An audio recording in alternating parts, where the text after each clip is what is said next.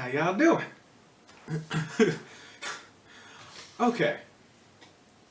I remember saying in my very first story about something that happened to me in 10th grade, and I said that the only thing I remember from ninth grade is me coming home on the very first day of school and going straight to sleep.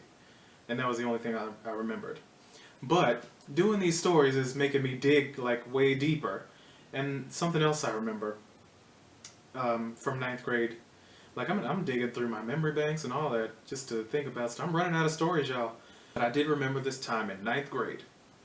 Ninth grade, they had us taking IPC, which was integrated physics and chemistry. Right? The chemistry I was good at. The physics, didn't care for. I failed it. So, this one situation, I always seem to be in some kind of situation. This one situation that I remember from ninth grade in that class. Okay, so let's start at the beginning of the day. So, well, let's start before that. So I had these white shoes that were very old, and they were dirty, and they were beat up. And they were, let me see. You know how really old cheap shoes have there's this part of the shoe, and then this little the flap is just hanging on by a thread. Y'all know what I mean. So that was happening with my shoes. And then, so the night before, I think we were at church, some kind of choir rehearsal, I think. And I told my mama that my shoes were falling apart and I needed some new ones, but she wouldn't get me any new ones. Why? I don't know. I said, I can't wear these to school. So she said, don't go to school without them then. Now, 14-year-old Rodney took stuff very literally and very seriously. So the next day, I went to school without shoes on. I got dressed, I put my socks on, and I walked out to the bus with my socks. So I stood on the corner, waiting for the bus. I got on the bus. Nobody cared. I don't think anybody noticed. We got to school. We got off the bus, and to get to my first class, I walked through like the girls' soccer field or something like that. So I went down a dip, and then you go through the field, and you go up, and you're at the buildings. So that's what I did. I walked in the dip, and it was wet. The dip was wet. So I walked through the field with my socks on, and my socks got soaked, soggy. So I ended up taking them off, and I got through my first, what period was IPC? I think IPC was like, I want to say fourth period. Third or fourth period. One of those. Third or fourth period. It was pretty close to the beginning of the day. So I had no shoes on, and then no socks on until then. So I'm in the class, chilling out, barefoot, and I went to we were taking some kind of quiz or test or something, so I got up to go turn in my paper to the teacher. He was a big man, and he had a really deep voice, and he was scary.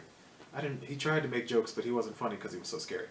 I got up to go turn in my paper, barefoot. How many times should I emphasize that? Barefoot.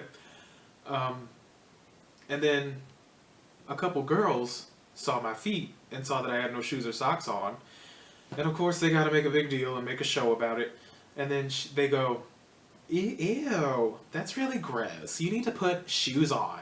That's disgusting. Bitch. They got the attention of the teacher. Did I say he was a coach too? He was a coach. They got his attention, and he saw that I had no shoes on. He looked over. He said, not acceptable. Snitching ass heifers. So I did get written up, and I got sent to the office. And the lady at the desk called my mother. So I'm sitting in the office barefoot, waiting on my mama to come and bring me some shoes. And then she finally gets there. And she's not happy at all. I was trying to make jokes about it because it was funny to me, but nobody was laughing.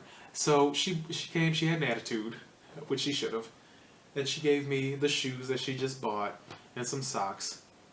And then she said, boy, what were you thinking? Something along those lines. And then I said, you told me to come to school without my shoes on because my shoes are messed up. And then she got that, I can't do the look. Let me see if I can do the look. That look where she wanted to cuss, but she knew she was Christian. So she was mad, she was talking, and of course the lady behind the desk has to throw in her fucking 2 cents and agree. I was like, who was talking to you? Please mind yours. Put the socks on and put the shoes on. She went home, and I went back to class. I guess it was just a really childish? I don't know if childish is the word. It's like, that was a really sneaky kind of conniving way to get a new pair of shoes. I needed shoes. I guess that was the easiest way to get them. A little con artist. So that was the end of that. I remember that from 9th grade. So, there you go.